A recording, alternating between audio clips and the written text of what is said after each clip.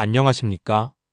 오늘은 시편의 제3권에서 2편, 그리고 제4권에서 1편, 이렇게 3편의 시를 살펴보겠습니다. 시편 73편에서 89편이 제3권에 해당하는 부분입니다. 이 부분에 들어있는 시에는 포로기 이후의 처참한 상황이 담겨있는 시들이 많습니다. 먼저 79편 1절에서 4절을 보겠습니다. 하나님, 이방 나라들이 주님의 땅으로 들어와서 주님의 성전을 더럽히고 예루살렘을 돌무더기로 만들었습니다.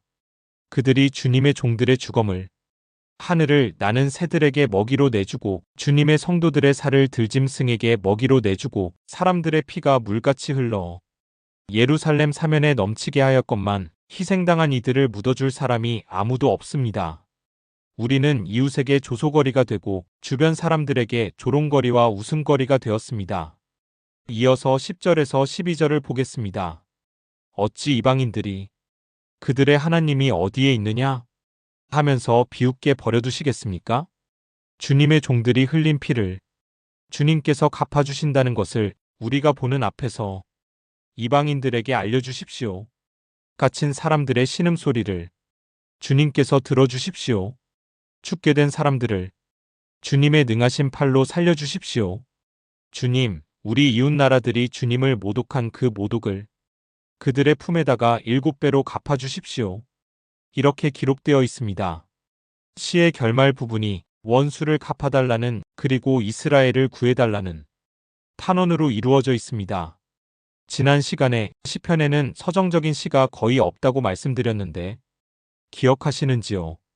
시편에 담긴 대부분의 시가 비교적 평화와 번영을 누렸던 다윗과 솔로몬의 시대가 아니라 포로기 이후에 쓰여진 시들이며 그렇기에 강대국에 둘러싸여 끊임없이 핍박받는 현실에서 자유로울 수 없었던 힘없는 백성들의 삶의 고통이 속속들이 배어 있다고 그것이 시편이 갖고 있는 애절한 진실이며 시편의 얼굴이라고 말씀드린 바와 같습니다.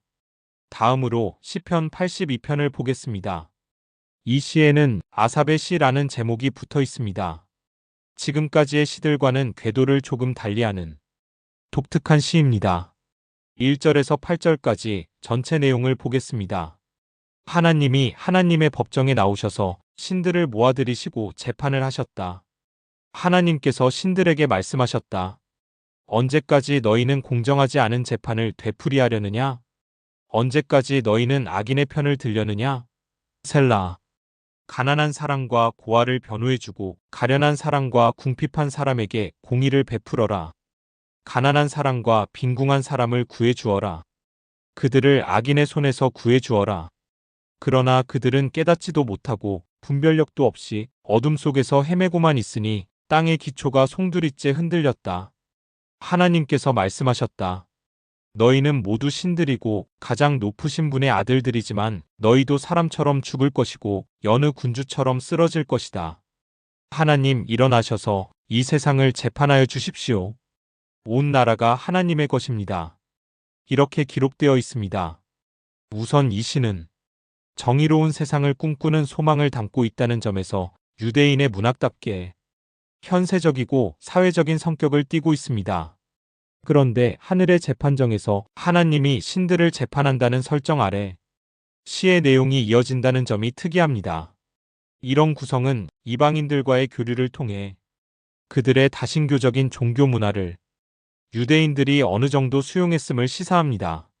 하지만 이방인들의 시는 하나님의 하수인에 불과하고 결국 하나님의 목적을 위해 일한다는 신념이 담겨 있습니다. 이제 시편의 제4권으로 넘어가겠습니다. 시편의 제4권은 90편부터 106편까지인데 이 중에서 시편 90편을 살펴보고자 합니다. 이 시는 많이 인용되고 애독되는 시인데 하나님의 사람 모세의 기도라는 제목이 붙어 있습니다. 하지만 현대 신학자 중에서 이 시를 실제로 모세가 지었을 것이라고 생각하는 사람은 거의 없습니다.